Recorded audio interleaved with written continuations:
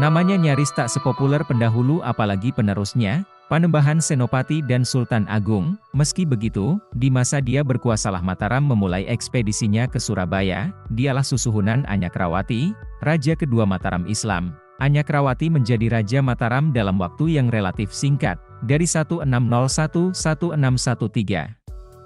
Dia tercatat mewarisi kepiawaian ayahnya dalam strategi perang dan berburu. Itulah kenapa dalam gelarnya juga disematkan gelar Senapati Inggalaga, yang bermakna orang yang pandai berperang. Anyakrawati memiliki nama asli Raden Mas Jolang. Dia adalah putra dari Panembahan Senapati, pendiri Mataram, yang lahir dari permaisuri bernama Waskita Jawi yang bergelar sebagai Kanjeng Ratu Mas. Kanjeng Ratu Mas sendiri merupakan putri dari Kipan Jawi. Raden Mas Jolang tumbuh sangat dekat dengan ayahnya, Panembahan Senapati.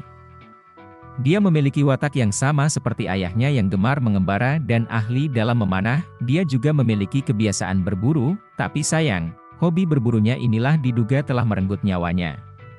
Benarkah? Sebagai seorang raja, dia memiliki selera tinggi terutama dalam menata lingkungan karaton, yang belum begitu sempurna sepeninggalan Panembahan Senapati. Pada 1601, Panembahan Senapati mangkat. Selanjutnya, Raden Mas Jolang menggantikan posisi ayahnya sebagai Raja Mataram. Dia melanjutkan gelar ayahnya sebagai Panembahan, kemudian gelarnya saat Jumeneng naik tahta sebagai Sunan Prabu Anyakrawati. Masa pemerintahannya relatif pendek, dia memerintah selama 12 tahun. Pada 1601-1613, kenaikan tahta Anyakrawati tidak berlangsung mulus. Dia sempat berjanji mengangkat Raden Mas Wuryah sebagai calon raja. Raden Mas Wuryah adalah anak dari permaisuri pertama, Ratu Tulungayu, dari Ponorogo, sedangkan Raden Mas Jatmika, kelak kita kenal sebagai Sultan Agung, lahir dari Ratu Mas Adi yang bernama Diah Banawati, putri Pangeran Benawa dari Pajang. Saat itu status ibunya belum menjadi permaisuri, Anyakrawati masih menjadi pangeran. Sebaliknya, Raden Mas Wuryah lahir ketika Anyakrawati sudah bertahta. Usia keduanya terpaut jauh. Saat Anyakrawati wafat, Wuryah baru berumur 8 tahun dan Jatmika telah berumur 20 tahun. Wasiat yang pernah disampaikan Anyakrawati itu rupanya menimbulkan persoalan serius. Sebab, dia pernah berwasiat kepada Patih Mandaraka untuk mengusulkan Raden Mas Jatmika dalam melanjutkan tapuk kepemimpinan negara. Sebelum menjadi raja, Anyakrawati pernah diutus ayahnya untuk menumpas pemberontakan Adipati Pragola yang merupakan pamannya sendiri.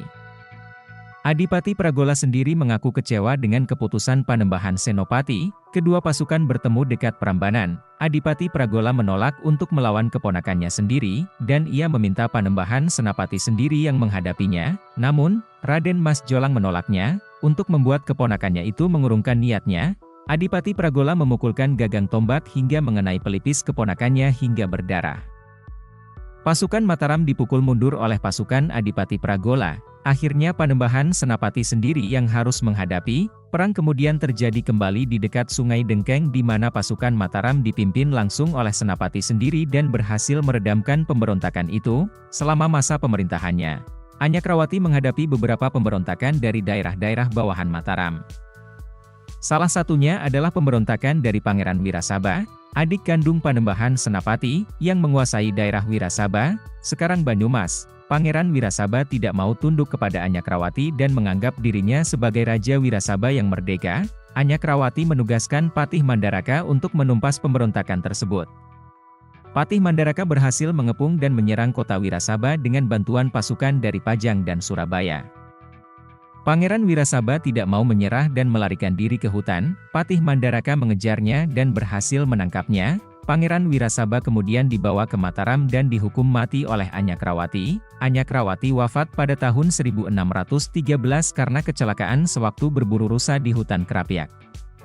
Dari peristiwa itu ia dikenal dengan gelar Anumerta Panembahan Seda ing Krapyak alias Panembahan yang meninggal di Krapyak.